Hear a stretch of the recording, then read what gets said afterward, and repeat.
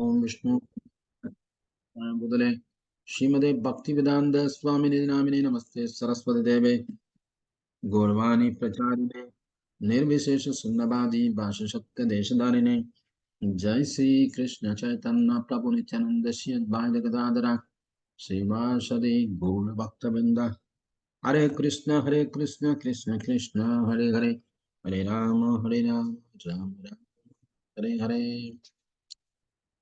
हरे कृष्ण நம்ம பாகவத்துல இருந்து ராமநவமியை முன்னிட்டு இந்த ராமருடைய கதையை பார்த்துட்டு இருக்கோம். மேபி இன்னைக்கு செகண்ட் டே, நேற்று கண்டினியூட்டியை நம்ம இன்னைக்கு தொடருவோம். ஸோ இதை பாகவத்திலே இந்த ராமருடைய லீலைகள்லாம் வருது. பட் இந்த அவதார நாட்கள்ல அவதாரம் அந்த நெருங்கிய சமயத்துல நம்ம இந்த கதைகள் எல்லாம் இந்த வைபவங்கள் எல்லாம் பகவானுடைய வைபவங்களை பேசுறதுங்கிறது ஒரு தனி கருணை நமக்கு கொடுக்கும், அனுபவத்தை கொடுக்கும். அதனால இந்த மாதிரி ராமநவமி அடுத்தது நமக்கு நரசிங்கர் உடைய அவதார தினம் வருது விரைவில். ஸோ அந்தந்த நேரத்தில் அந்தந்த அவதாரங்களை பற்றி நம்ம அவங்களுடைய வைபவங்களை சிரவணம் பண்ணி ஸ்மரணம் பண்ணுறது மிகப்பெரிய ஒரு பாக்கியத்தை கொடுக்கும். அதனால தான் நம்ம இதை படிச்சுட்டு இருக்கோம். ஸோ நேற்று ராமருடைய வைபவங்கள்ல இப்போ ராமர் காட்டுக்கு போயிட்டாரு சீதை லக்ஷ்மணனோட. இப்போ பரதனுக்கு எல்லா விஷயம் தெரிஞ்சு அப்புறம் ஒரு வரையா அவங்கள ஆசுவாசப்படுத்தி வசிஷ்டர் என்ன பண்ணாருன்னா, முதல்ல இப்ப இறந்து போன தசரதனை முதல்ல நல்ல ஈமச்சடங்குகள் எல்லாம் பண்ணணும்னு சொல்லி 2 நாள் அங்க உட்கார வச்சுட்டாரு. இல்லைன்னா பரதன் ராமரை திரும்பி ஆயுஷ்னு வரணும்ல துடிப்பா இருந்தான். நகரத்து நாட்டினுடைய பாதுகாப்பு கருதி இதெல்லாம் செய்யப்பட்டது. அதன் பிறகு அவையில பரதன் ஆட்சி பொறுப்பை ஏத்துக்கிறதுக்கு மறுத்துட்டார். கண்டிப்பா என்னால முடியாது, இதுக்கோசரம் நான் உயிரே கொடுத்தாலும் கொடுப்பேன்னு வழியா ஆட்சியை ராமனுக்கு எதிராக நான் செயல்பட மாட்டேன். சரி, இப்ப என்ன பண்ணலாம் முடிவு பண்ணி எல்லாரும் சேர்ந்து நம்ம போய் ராம பிரான அழைச்சின்னு வரலாம், அதான் ஒரே வழி.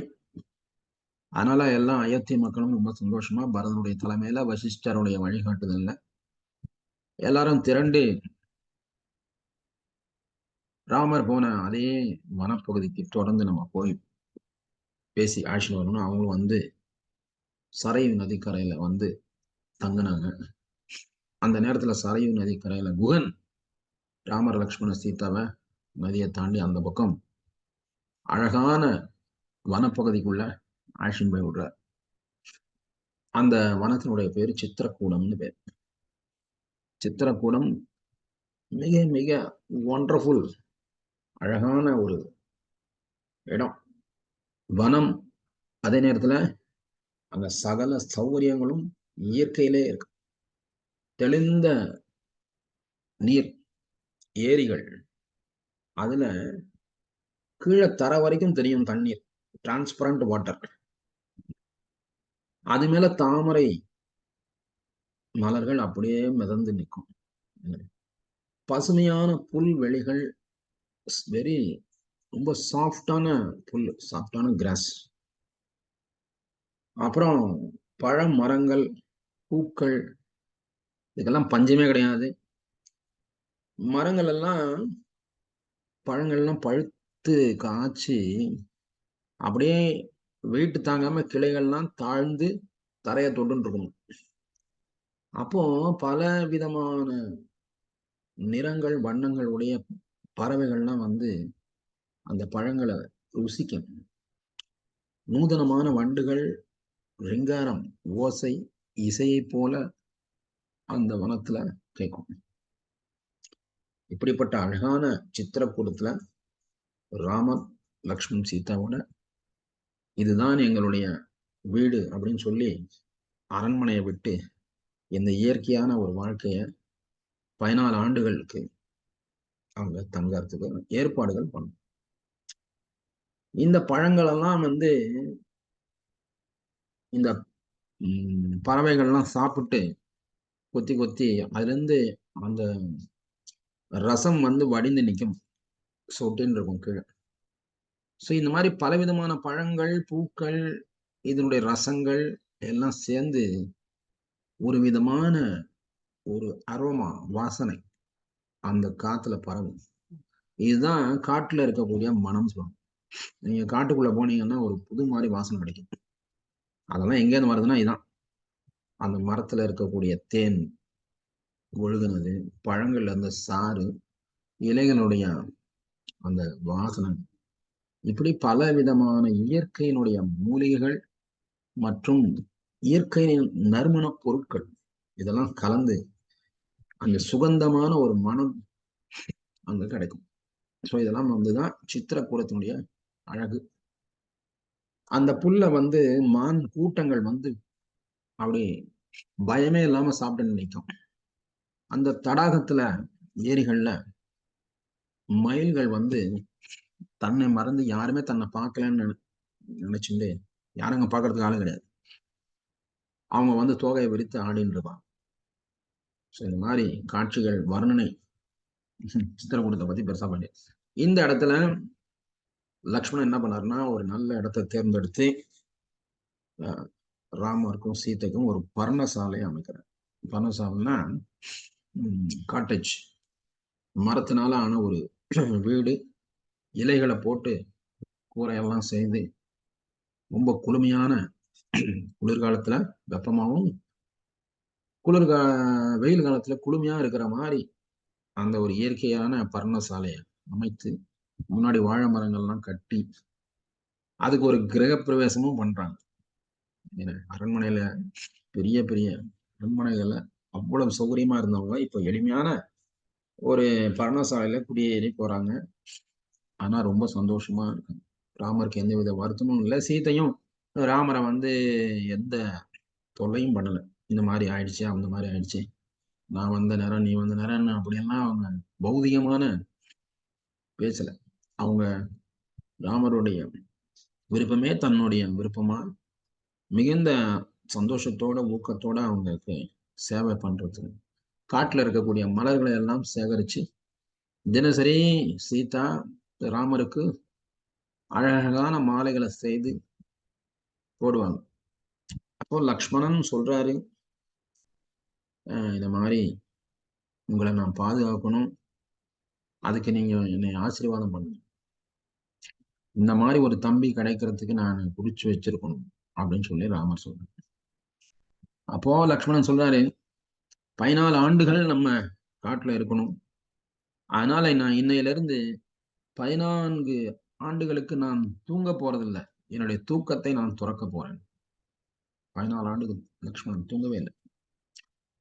நான் தொடர்ந்து உங்களுக்கு காவலாக இங்கே இருப்பேன், உங்களுக்கு என்ன வேண்டுமோ அந்த சேவை நான் செய்வேன், இதுதான் என்னுடைய விருப்பம்.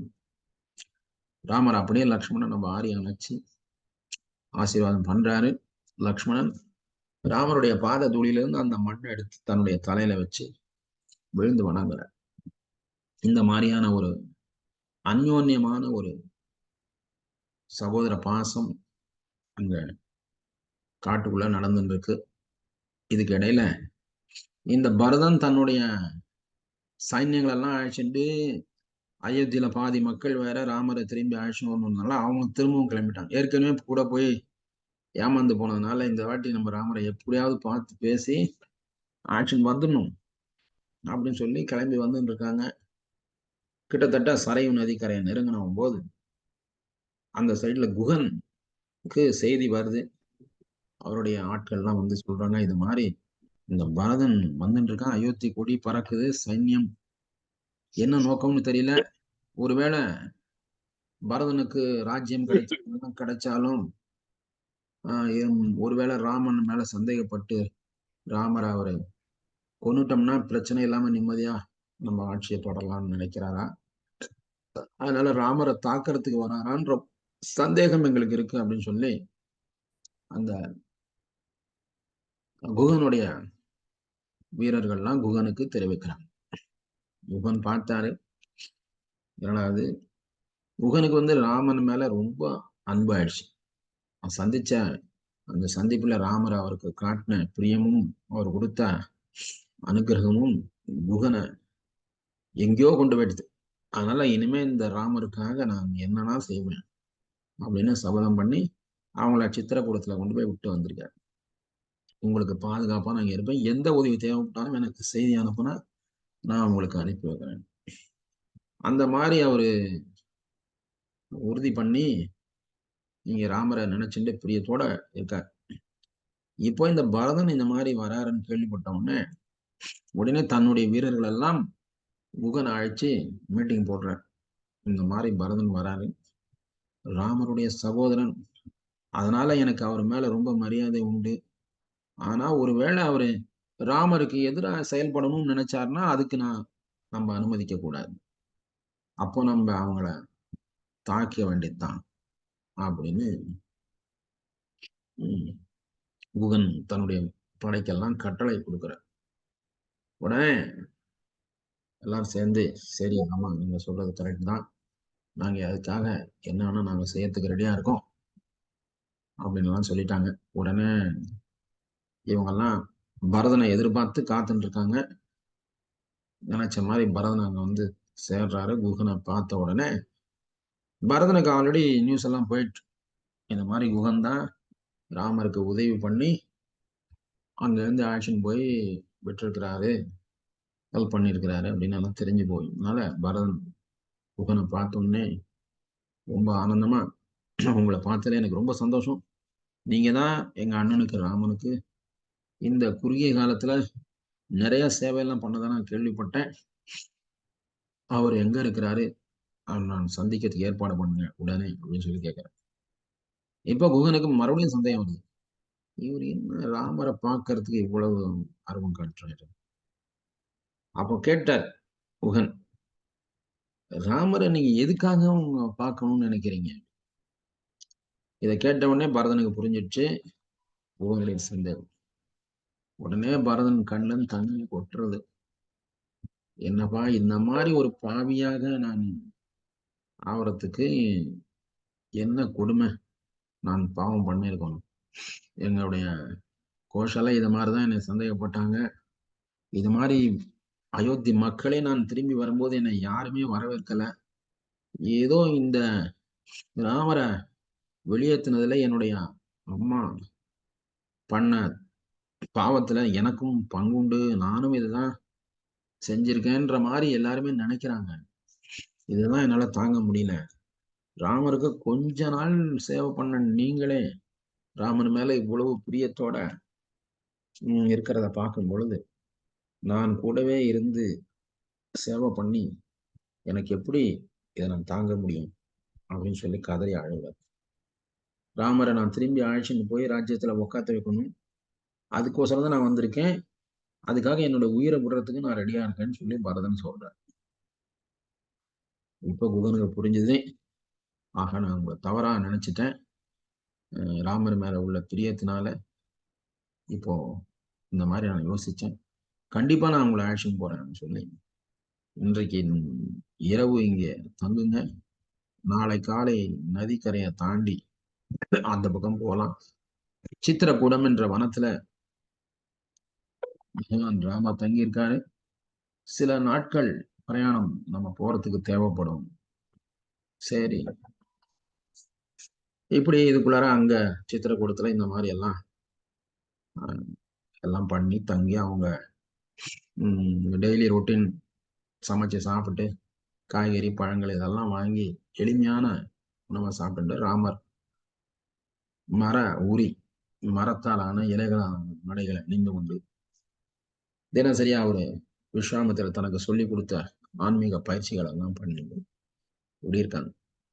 அடுத்த நாள் குகன் இவங்களெல்லாம் அழைச்சிட்டு சரை நதிக்கரையை தாண்டி போய் சித்திரக்கூடத்தை நோக்கி மறுபடியும் இந்த சைன்யங்கள்லாம் ஒரு வழியா 2-3 நாட்கள் டிரான்ஸ்போர்டேஷன் பண்ணதுல எல்லாம் அந்த பக்கம் வந்துட்டாங்க.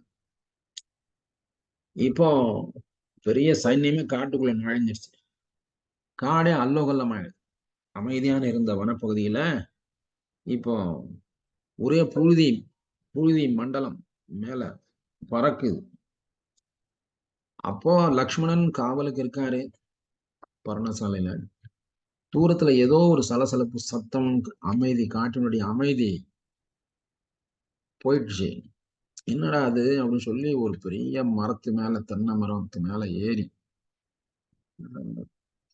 லக்ஷ்மணன் பார்த்தார். தூரத்துல புழுதி மண்டலம் ஆகாயத்துல போகுது. பார்த்துட்டே இருக்காரு. கொஞ்ச நேரத்துல ஒரு கொடி தெரிகிறது. என்னடா கொடின்னு பார்த்தா அயோத்தியினுடைய கொடி அந்த ரதத்துல பறந்து இருக்கு. பின்னாடி பெரிய சைன்யம் வந்துட்டு இருக்கு. ஓ, கண்டிப்பா இது பரதன் தான் அப்படின்னு லக்ஷ்மணனுக்கு தெரிஞ்சு போச்சு. உடனே கிடுகிடுன்னு இறங்கினாரு. ராமரை போய் பார்த்து விழுந்து வணங்கி, இந்த மாதிரி அயோத்தியில இருந்து ஒரு பெரிய சைன்யமே பரதன் தலைமையில வந்துட்டு இருக்கு. எனக்கு இது சரியா படல. ஏதோ நமக்கு ஆபத்து. நான் உங்களை காப்பாற்ற வேண்டிய நேரம் வந்துருச்சு. இந்த பரதன் எந்த நோக்கத்துல வர்றான்னு எனக்கு புரியல. வர்ற வேகத்தை பார்த்தா தவறான நோக்கம் மாதிரிதான் தெரிகிறது. நான் உங்கள்கிட்ட இப்பவே சொல்லிடுறேன், தம்பியாச்சே அப்படின்லாம் நான் பார்க்க மாட்டேன். உங்ககிட்ட பிரச்சனைக்குன்னு வந்தா நான் அம்ப போடுவேன், என்னுடைய ஆயுதங்களை பயன்படுத்துவேன். அப்புறம் ராமர் புன்சுருவினோட சொல்றாரு, என்னப்பா நீ அதுக்குள்ள நீ இப்படி கன்க்ளூஷன் நீயே ஏதாச்சும் முடிவு பண்ணாத. பரதன் அப்படிப்பட்டவன் கிடையாது. எவ்வளவு நாள் நம்ம எல்லாம் ஒன்னா சேர்ந்து எவ்வளவு காரியம் எல்லாம் பண்ணிருக்கிறோம், எவ்வளவு அந்யோன்யமா இருந்திருக்கிறோம், எவ்வளவு பிரியமா அவரை நம்ம கூட்ட நடந்திருக்கிறாரு. நம்ம ஒரு ஜோடி சேர்ந்த மாதிரி அவங்க பரதன் சத்துருக்கணும் அவங்க, அவ்வளவுதான். அதனால அவங்க நமக்கு எதிரி கிடையாது. 4 பேருமே நம்ம ஒத்துமையா தானே இருந்தோம். இப்போ இதுக்கெல்லாம் காரணம் வேற, பரதன் கிடையாது. நிச்சயமா அவர் நம்ம மேல உள்ள பிரியத்தினாலதான் வந்துட்டு இருக்காரு. அதனால அவரை நீங்க சந்தேகப்பட வேண்டாம் அப்படின்னு அட்வைஸ் பண்றாரு. இருந்தாலும் லக்ஷ்மணனுக்கு இது பாதி ஏத்துக்கிறாரு, பாதி முடியல. ஒருவேளை ஆபத்து வந்தா என்ன பண்றாரு? அப்படி பரதனால எனக்கு ஆபத்து வரும்னா வரட்டுமே, நான் தயாரா இருக்கேன். எனக்கு ராஜ்யமும் வேண்டாம், எதுவும் வேண்டாம். பரதனுக்கு என்ன தேவையோ நான் கொடுத்துட்டு போறேன் அப்படின்ற. அப்ப லக்ஷ்மணன் பார்த்தாரு, என்ன ஒரு நீங்க இவ்வளவு பிரியத்தோட இருக்கிறீங்க, என்னுடைய மனசு இந்த மாதிரி சந்தேகத்திலே இருக்கேன். நேர்ல பார்த்து அதெல்லாம் தீர்த்துக்கலாம், கவலையை விடு அப்படின்னு சொல்லி வெயிட் பண்றாங்க. அதுக்குள்ள அந்த சைன்யம் எல்லாம், மக்கள் எல்லாம் காட்டுக்குள்ள புகுந்து குகனுடைய தலைமையில எல்லாம் வந்துட்டு இருக்காங்க. குகனை பார்த்ததுமே ராமருக்கு புடிச்சிருச்சு. சரி, எல்லாம் ஒன்றும் பிரச்சனை இல்லை. லக்ஷ்மணன் பாக்குறாரு, குகன் தான் ஆயுஷ்னு வர்றாரு. பிரச்சனையா இருந்தா குகன் ஆயுஷ்னு வருவாரா அப்படின்னு. சரி, பார்த்தா அந்த கூட்டத்துல இருந்து பரதன் குகன் வெளியில வராங்க. தனியா மீதி பேர்லாம் வெயிட் பண்றாங்க. வந்து அங்க இருந்து பரதன் தள்ளாடி தடுமாறி வர்றாரு. குகன் அவரை பிடிச்சு கைத்தாங்களா ஆயுஷ்னு வர்றாரு. பாக்குறாரு ராமரை, அண்ணனை.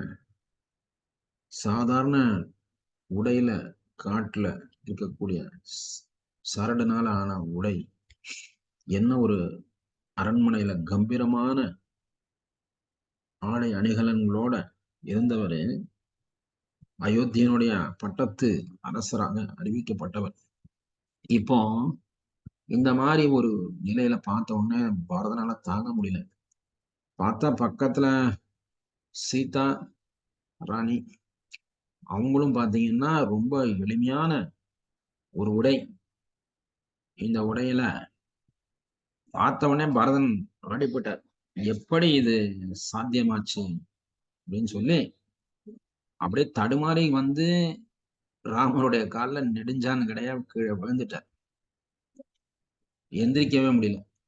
ராமர் அவரை பிடிச்சு தூக்கி அணைச்சு சொல்றாரு, என்ன தம்பி, நீ ஒன்னும் கவலைப்பட வேண்டாம், எல்லாம் நல்லபடியா நடந்துட்டு இருக்கு, எங்களுக்கு எந்த குறையும் இல்லை. இங்க லக்ஷ்மணனும் குகனும் எங்களை ரொம்ப நல்லா பார்த்துட்டு இருக்காங்க. நீ எதுக்கு கவலைப்படுற? அப்பாவுடைய வார்த்தைகளை காப்பாற்ற வேண்டிய பொறுப்பு நம்ம எல்லாத்துக்குமே இருக்கு, அதை நீயும் புரிஞ்சுக்கணும் அப்படின்னு அட்வைஸ் பண்ண ஆரம்பிச்சிட்டார். பரதனால தாங்க முடியல. அதுக்குள்ள வசிஷ்டர், மற்ற ரிஷி, மினிஸ்டர்ஸ் எல்லாம் முன்னாடி வந்து நிக்கிறாங்க. ராமருடைய கோலத்தை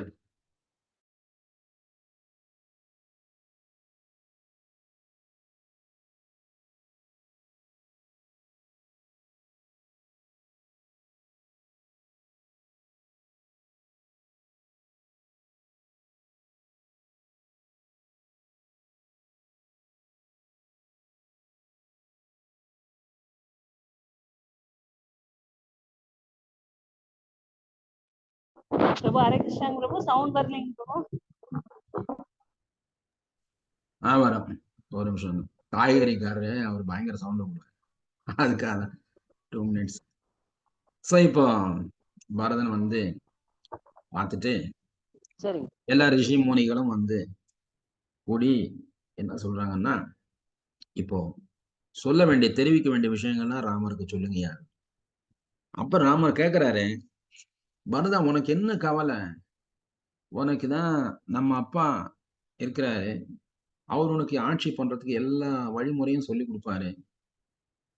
நீ அதை வச்சுட்டு நல்ல பிரமாதமா ஆட்சி பண்ணலாமே, ஒன்றும் பிரச்சனை இல்லை அப்படின்ற. இதை கேட்டனே பரதனுக்கு மறுபடியும் மூச்சு அடைக்க ஆரம்பிச்சிச்சு. ஏன்னா அப்பதான் இல்லையே, இறந்து போயிட்டாரு. அதை எப்படி அண்ணன்ட்ட சொல்றது? எல்லாரும் ஒருத்தர் ஒருத்தர் பாத்துக்கிறாங்க. என்னடா ராமர் வந்து அப்பா இன்னும் இருக்காருன்னு நினைச்சிட்டு இருக்காரு. யாரும் பேசலவுடனே ராமருக்கு ரொம்ப கவலை ஆயிடுச்சு. என்ன அப்பா எப்படி இருக்காரு? நான் வரும்போது ரொம்ப கவலைப்பட்டாரு. நீ தான் இருக்கேன்ற தைரியத்துல நான் விட்டு வந்துட்டேன். நீங்க எல்லாம் சேர்ந்து அவரை பாத்துக்கிறீங்களா? ஏன் அவரையும் அழைச்சிட்டு வந்திருக்கலாமே அப்படிங்கிற மாதிரி கேட்கிறாரு. உடனே வசிஷ்டர் சொல்றாரு, லட்சுமணன் இவர்கிட்ட பரதன்ட்ட சொல்லி நீ விஷயத்த சொல்லணும். அப்புறம் பரதன் திக்கி திணறி அந்த தந்தையினுடைய மரணத்தை சொல்லிட்டு அப்படியே மூர்ச்சையாகி விழுந்துட்டான். இத கேள்விப்பட்ட உடனே தந்தை தசரன் இறந்து விட்டார்னு உடனே ராமர் அப்படியே மூர்ச்சையாகி கீழே விடுறாரு. சீத்தையும் மூர்ச்சையாகி பண்ணி கீழே விழுந்துடுறாங்க. ஏன்னா தசரன் வந்து ராமர் மேல உயிரை வச்சிருந்தார். ராமர் பிறந்த உடனே கையில அந்த குழந்தை எடுத்து பார்த்த உடனே தசரன் வந்து என்ன பண்றாருன்னா, இந்த மகனுக்காக நான் என்னன்னா செய்வேன், இந்த மகனுக்காக நான் என்னுடைய வாழ்க்கையும் உயிரும் இவருக்கு தான் அப்படின்னு முடிவு பண்ணார். அதுக்கேத்த மாதிரி ராமர் காட்டுக்கு போனார்னு சொன்ன உடனே தசரன் இடிஞ்சு போய் இனிமே வாழ்றது வேஸ்ட்னு சொல்லி ராமான்னு அவருடைய நாமத்தை சொல்லி உயிரை விட்டார். இப்போ இந்த விஷயத்த பரதன் ராமருக்கு சொன்னார். இது மாதிரி தந்தை கடைசியா உன்னுடைய பேரை சொல்லி உயிரை விட்டார். இதை கேட்ட உடனே ராமரால தாங்க முடியல. என்ன தசரதன் தந்தை தன் மேல வச்ச அன்பு எப்படிப்பட்டதுன்னு அவருக்கு தெரியும்.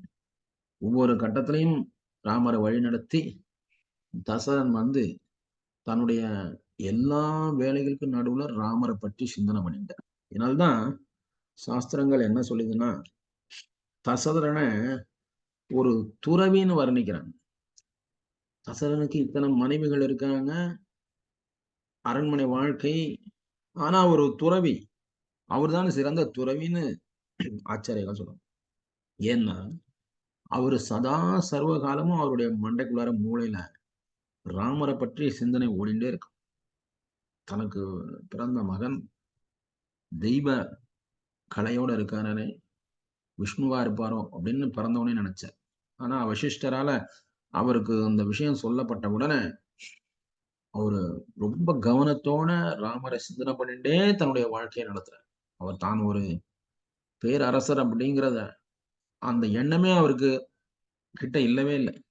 தான் ராமர் பகவானுடைய தந்தை, தனக்கு ஒரு குழந்தை பகவான் பிறந்திருக்காரு, இந்த பாக்கியத்தை நான் வந்து பரிபூர்ணமா என்னுடைய வாழ்க்கையில பயன்படுத்தி அந்த சேவையை நான் பக்குவமா செஞ்சு முடிக்கணுங்கிற கவலையோட இருந்தேன். அதை கைகையை கெடுத்தாச்சு. அதனால இடிஞ்சு போய் உயிரை விட்டார். இப்ப இதெல்லாம் ராமருக்கு தெரியும். அதனால தந்தை இறந்து போவார்னு அவர் எதிர்பார்க்கல. அதனால அவரும் உடைஞ்சு போய் உட்கார்ந்துட்டாரு. வசிஷ்டர் மற்ற ரிஷிகள்லாம் சேர்ந்து இவங்களை இளவரசர்கள் எல்லாம் தேர்த்தி நடந்தது போச்சு, விதியை யாரும் வெல்ல முடியாது, கர்ம வினை தொடரும். அதனால இப்ப நீங்க செய்ய வேண்டியது, இப்போ மூத்த மகன் ராமன் தந்தைக்கு ஈமச் சடங்குகளை செய்யல, இங்க நதிக்கரையில அதெல்லாம் செய்து முடிங்க. அப்புறம் மனசை கல்லாக்கிண்டு எல்லாம் சேர்ந்து சரை நதிக்கரையில உக்காந்து தந்தைக்கான ஈமச்சடங்குகள் எல்லாம் செய்து முடிக்கிறாங்க. அதன் பிறகு ரொம்ப ஆசுவாசப்படுத்தி எல்லாரும் மறுபடியும் ஒரு மீட்டிங், மறுபடியும் எல்லாரும் ஒன்னா சேர்ந்து இங்க இருந்ததுனால எல்லோருக்கும் மனசுல ஒரு ஆறுதல் தான். அரண்மனையில இல்லாட்டி போனாலும் திரும்பவும் குடும்பத்துல வந்த குழப்பமெல்லாம் போய் ஒரு வழியா ஒற்றுமை வந்துடுச்சு. கைகையே மனசு மாறி ராமரை வந்து பார்த்து வணங்கி, அப்பா நான் உன்னுடைய அம்மா, உன் மேல நான் ரொம்ப பிரியம் வச்சிருந்தேன்னு உனக்கே தெரியும். நான் இப்போ உனக்கு கட்டளை இடுறேன், நீ அயோத்தி வந்துரு, உன் ராஜ்யத்தை நீ எடுத்து பரிபாலனை பண்ணு, இது என்னுடைய அன்பு கட்டளைன்ற. பரதனுக்கு இதை கேட்டவுடனே பரதனும் கொஞ்சம் நிம்மதியானப்பா, இந்த அம்மா தன்னுடைய தவறுக்கு இப்பதான் ஒரு பரிகாரத்தை போடுறாங்கன்னு. ராமர் புன்முறுவலோட சொல்றாரு, அது இப்ப காலம் கடந்து விட்டது. நாங்கள் சூரிய வம்சத்து அரசர்கள் கொடுத்த வாக்க பின் வாங்கிறதோ அல்லது கைவிடுறதோ எங்களுடைய இதுல கிடையாது. அந்த பொறுப்பு பரதனுக்கு மட்டுமல்ல, எனக்கு மட்டுமல்ல, லக்ஷ்மணன் சத்ருகன் எல்லாத்துக்குமே இருக்கு. சோ தந்தை அதுக்காக உயிரே கொடுத்திருக்க, நாங்க அதை நிறைவேற்றுவதன் மூலமா தான் இந்த வம்சத்தினுடைய பெருமையை நிலைநிறுத்த முடியும். அதனால எந்த காரணத்தை கொண்டும் வர முடியாது. நீங்க சொன்ன 14 ஆண்டுகள் முடியட்டும், நான் வரேன். அது வரைக்கும் கொஞ்சம் நம்ம பொறுமையா தான் இருக்கணும். இதனால உங்க மேல எனக்கு அன்பு இல்லைன்னு இல்லை, எனக்கு எல்லாம் தெரியும். அதனால வினைப்படி எல்லாம் நடக்கட்டும், நீங்களும் தைரியமா போய் பரதனுக்கு உதவியா இருங்க அப்படின்னு அட்வைஸ் பண்றாரு. பரதனும் தாங்க முடியல, என்னென்னமோ ஊர் மக்கள்லாம் வந்து ஆளாளுக்கு ஒரு பாயிண்ட சொல்லி ராமரை கன்வின்ஸ் பண்ணி பார்த்தாங்க. ஒன்றும் நடக்கல. ராமர் வந்து எப்படின்னா is determined is set of principles, அந்த விதி முறைகள், குறிக்கோள், இலக்கு, எடுத்த முடிவிலிருந்து மாறாத ஒரு நிலைப்பாட்டை நிரூபிக்கிறதுக்காக வந்த அவதாரம். ஒரு மனிதன் வந்து இந்த மாதிரி ஒரு டிட்டர்மைண்டா இருக்கணும், ஒரு திட்டமிட்ட முடிவோட தன்னுடைய சட்டதிட்டங்களுக்கும் இயற்கையினுடைய சட்டதிட்டங்களுக்கும் சாஸ்திர விதிகளுக்கும் உட்பட்டு நடக்கணுங்கிறத நிரூபிக்கணும், புரிந்து கொள்ள வேண்டும் என்று ராமர் இந்த அவதாரம் எடுத்திருக்கார். அதனால அதுல இருந்து பின்வாங்க முடியாது. சோ இதெல்லாம் பேசி கடைசியில ஒரு வழியா எல்லாரும் சமாதானப்படுத்தி, அப்போ பரதன் சொல்றாரு, ஓகே நீங்க சொல்றீங்க, நான் போய் பார்த்துக்கிறேன், பட் நான் ஊருக்குள்ள போய் அரண்மனையில வசிக்க முடியாது. எப்போ நீங்க இந்த காட்டுல பர்ணசாலையில குடிசையில வெறும் காயும் பழத்தையும் சாப்பிட்டு எந்த விதமான அலங்காரமும் சௌரியமும் இல்லாம இருக்கிறீங்க, நான் மட்டும் அரண்மனையில போய் சுகமான வாழ்க்கையை வாழ முடியாது. நானும் அயோத்திக்கு ஊருக்கு வெளியில இதே மாதிரி ஒரு பர்ணசாலை அமைச்சு, இதே மாதிரி நான் மர ஊறி போட்டு எளிமையான உணவுகளை மட்டும் உண்டு தரையில தான் நான் படுக்க போறேன், கட்டில்ல பஞ்சனையில நான் படுக்க போறது. என்னைக்கு நீங்க வந்து என்ன செய்றீங்களோ அப்பதான் நானும் அதை செய்வேன். அது வரைக்கும் ஆட்சி கட்டில்ல உங்களுடைய பாத குரடுகள், அந்த 2 செருப்பு மரத்தினால ஆன, காட்டுக்கு போகும்போது அந்த மரத்தாலான பொன்னாலான பாத குரடுகளை அவரு அரண்மனையில போட்டுன்னு இருந்தார். காட்டுக்கு போறோன்னு அதெல்லாம் தூக்கி கிடாசிட்டு சாதாரண மரத்தாலான ஒரு செருப்பு போட்டு கேட்கிறார், இந்த 2 பாத குரடுகளை எங்களுக்கு கொடுத்தீங்கன்னா இதை நான் அரியாசனத்துல வச்சு பூஜை பண்ணி நான் கீழே அமர்ந்து ஆட்சியை பொறுப்பை நான் உங்களுடைய சார்பா நான் பார்த்துக்கணும், இவ்வளவுதான் நான் செய்ய முடியும். சரி ஓகே, வசிச்சு அதுக்கெல்லாம் ஓகே சொல்லிட்டேன். 14 ஆண்டுகள் நாங்க இப்படி காத்திருப்போம், திரும்பி வந்து நீங்க ஆட்சி பொறுப்பை ஏத்துக்கிற அன்னைக்குதான் நானும் அரண்மனைக்குள்ள நுழைவேன். ராமர் பரதனுடைய வைராக்கியத்தை பார்த்துட்டு பாராட்டுறாரு. அயோத்தி மக்கள்லாம் பரதனுடைய ராமருடைய புகழ் ஓங்குகன்னு கோஷம் போடுறார். இப்படி ஒரு வழியெல்லாம் முடிஞ்சு பரதன் ராமருடைய பாத குரடுகள் எடுத்துட்டு அவருடைய பாத துளியை எடுத்துட்டு எல்லாம் சேர்ந்து திரும்பி அயோத்திக்கு போய் அவன் சொன்ன மாதிரி ஊருக்கு வெளியில ஒரு பர்ணசாலை அமைச்சு தினசரி ராமருக்கு ஒரு வணங்கி ஆரத்தி எல்லாம் காமிச்சு நாட்டினுடைய பாதுகாப்புக்காக பொறுப்பை எடுத்து நடத்திட்டு இருக்காரு எளிமையான முறையில. இதுக்கு இடையில இங்க சீதாராம் லக்ஷ்மண் தங்களுடைய பர்ணசாலையில அவங்களும் எளிமையான வாழ்க்கைய தொடர்ந்து போயிட்டு இருக்காங்க. அடிக்கடி அங்க வரக்கூடிய ரிஷி முனிக்களை சந்திச்சு அவங்ககிட்ட இருந்து பல விஷயங்களை ராமர் தெரிஞ்சு அவங்களுக்கு தன்னால் முடிந்த உதவிகள்லாம் செஞ்சுட்டு இருக்காரு. இப்படி ஆண்டுகள் 12, 13 ஆண்டாவது வந்துடுச்சு. இன்னும் ஒரு வருஷம்தான் பாக்கி. இந்த நேரத்துல பிரச்சனை எப்படி வருதுன்னா, அங்க சூர்பனகை அப்படின்னு ஒரு அரக்கி பெண், எப்படி தாடகை அரக்கி ராமர் ஃபர்ஸ்ட் விஸ்வாமித்திரரோட போய் அட்டாக் பண்ணாரா இல்லையா, அதே மாதிரி இப்போ இந்த சூர்பனகை லங்கேஸ்வரன் இலங்கையினுடைய அரசன் இந்த ராமனுடைய சகோதரி இந்த சூர்பனகை. இவங்க மிக மிக சக்தி வாய்ந்த அசுரர்கள். இவங்க எந்த இடத்துக்கு வேணா காற்றுல பிரயாணம் பண்ணி போயிட்டு வரக்கூடிய சக்தி படைத்தவர்கள்.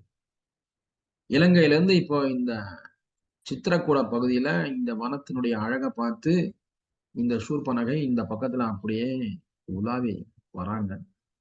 அப்படி வரும்போது இந்த அழகான பர்ணசாலை அவங்க கண்ணில் படுறது. அங்க கிட்ட பாக்குறாங்க. பார்த்தா இந்த ராமர் அப்பதான் வெளியில நிக்கிறார்.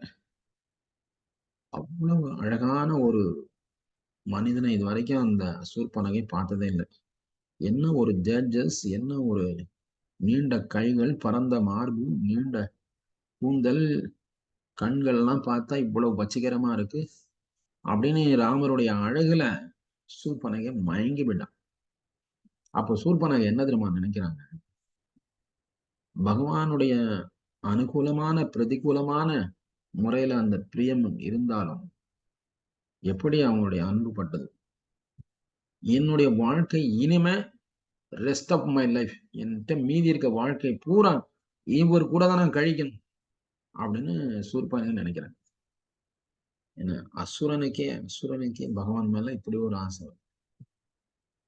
உடனே அவங்க நேரா பர்ணசாலை கிட்ட ராமரை பாக்குறாங்க. தன்னுடைய அசுர உடம்ப கொஞ்சம் அழகான உடம்பா மாத்திக்கிறாங்க மாயாசக்தினால. இந்த மாதிரி அசுர உடம்போட போன நிச்சயம் ராமர் நம்மளை ஏத்துக்க மாட்டாரு, கொஞ்சம் அழகா போகும் அப்படின்னு சொல்லி தன்னை ஒரு அப்சரஸ் மாதிரி மாத்திண்டு சூர்பனகை அங்க போய் ராமர் முன்னாடி நின்று கலகலன்னு சிரிக்கிறாங்க. ராமர் பார்த்தாரு, யாரம்மா நீ? இந்த காட்டுக்குள்ளார இங்க ஆபத்தான இடமாச்சே, விஷ ஜந்துக்கள்லாம் இருக்கு, நீ என்ன தேவலோகத்துல இருந்து வந்திருக்கிறியா? யாரு நீ? காட்டுல வழி தவறி வந்துட்டியா? இல்ல ஒரு அசுரன் இருந்து மாய வடிவுல வந்திருக்கிறியா அப்படின்னு கேட்டார். சூர்பனகை தூய் எப்பரா ராமர் நம்ம கரெக்டா சொல்றாரு. அப்போ சூர்பனகை சொல்றாங்க, நீங்க சொல்றது கரெக்டு தான், நான் லங்கேஸ்வரனுடைய சகோதரி சூர்பனகை. இந்த பக்கம் அப்படியே இந்த காட்டுல சித்திரக்கூடம் இவ்வளவு அழகா இருக்கேன்னு சொல்லி பார்த்துட்டே வந்தேன். உங்களை பார்த்ததும் என்னால ஒரு ஆசை மனசுல வாழ்க்கைய உங்க கூட தான் இருக்கணும்னு முடிவு பண்ணிட்டேன். சோ நம்ம திருமணம் பண்ணிட்டா இது சாத்தியமாகும். அப்போ சீதா தேவி பக்கத்துல நிக்கிறாங்க. இந்த அரக்கி கொஞ்சம் கூட வெட்கமே இல்லாம பக்கத்துல இன்னொரு பெண் இருக்கான்னு கூட தெரியாம என்ன உறவு ஏதுன்னு கேட்காமயே டக்குன்னு நான் உங்களை திருமணம் பண்ண போறேன்னு இவங்களா முடிவு பண்ணிடுறாங்க. சீதைக்கு தூக்கி வாரி போடுது. என்ன அது? அப்போ ராமர் ரொம்ப இன்டெலிஜென்ட்டா சொல்றாரு, ஏம்மா எனக்கு திருமணம் ஆயிடுச்சு, இதுதான் என்னுடைய மனைவி சீதா அப்படின்னு சூர்பனகைக்கு அறிமுகப்படுத்துறாரு. சூர்பனகைக்கு சர்ன்னு முகம் செவந்து கோபம் வருது. சரி, நமக்கு லைன் கிளியர் இல்ல, பிரச்சனை தான். அப்போ ராமர் சொல்றாரு, இந்த மாதிரி நான் இருக்கிறேன், இந்த பிரச்சனை காட்டுல நாங்க இந்த மாதிரி பண்ணிட்டு இருக்கோம். அப்போ சூர்பனகை சொல்றாங்க, அதனால என்ன, இந்த சீதையை விட்டுட்டு என்னை திருமணம் பண்ணிக்கோங்க இந்த அம்மா என்ன இவ்வளவு ஒல்லியா இவ்வளவு இதா இருக்காங்க, பிரயோஜனமே இல்லை. என்னை திருமணம் பண்ணிட்டீங்கன்னா நான் என்னுடைய சக்தினால உங்களை எல்லா இடத்துக்கும் அழைச்சிட்டு போவேன்.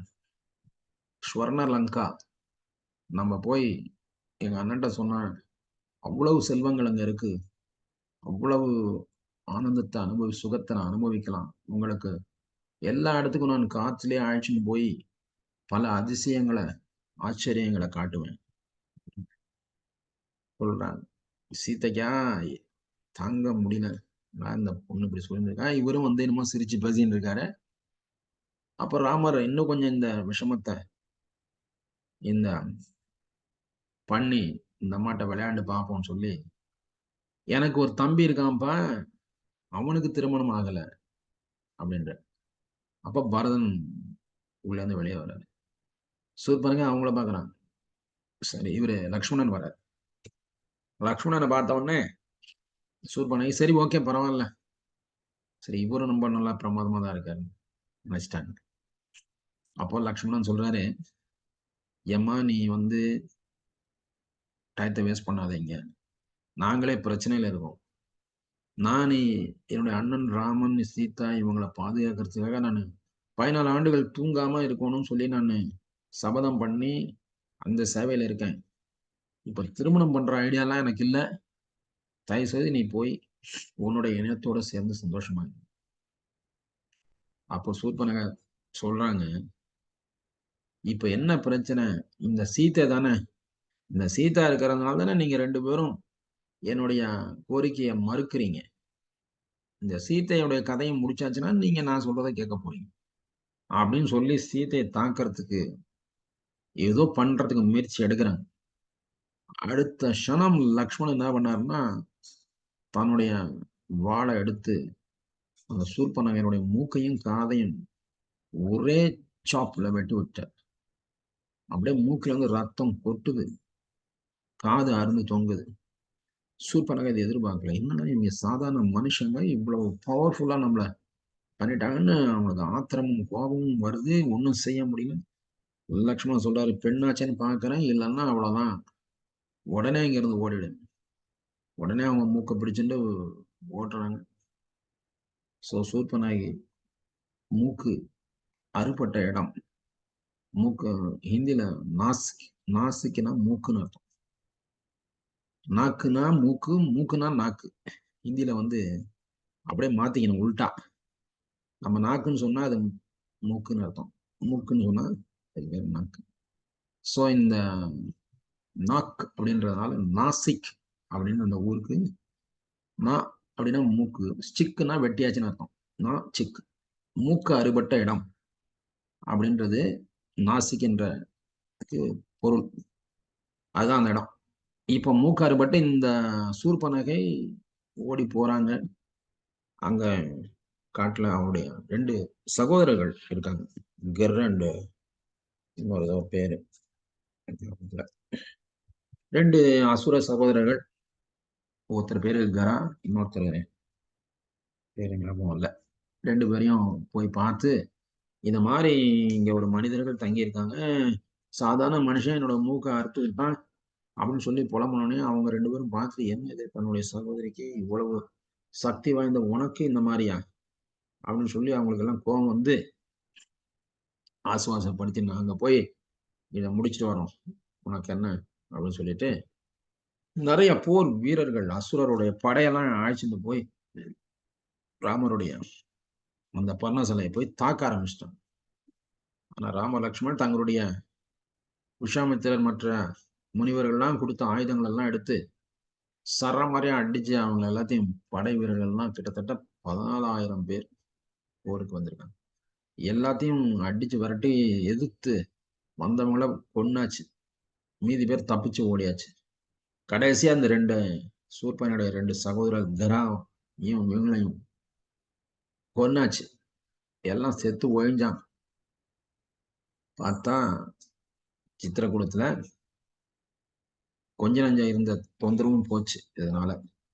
அதனால அங்க இருந்த ரிஷி முனி ஓடி வெளியில போன முனிவர்கள்லாம் திரும்பி வந்து ராமரை ரொம்பவும் வாழ்த்தி, நல்ல வேலை பண்ணீங்க நீங்க, இந்த பசங்க இந்த 3 பேரும் இங்க இருந்துட்டு இவ்வளவு தொல்லை கொடுத்தாங்க, இப்ப எல்லா பிரச்சனையும் சால்வ் ஆச்சு. இந்த சித்திரக்கூடம் ரொம்ப அமைதியா இந்த மாதிரியான முனிவர்களுக்கு தபஸ் பண்றதுக்கு ஏத்த இடமா இருந்தது. இந்த அசுரர்கள் இப்படி பண்ணிட்டு இருந்தாங்க.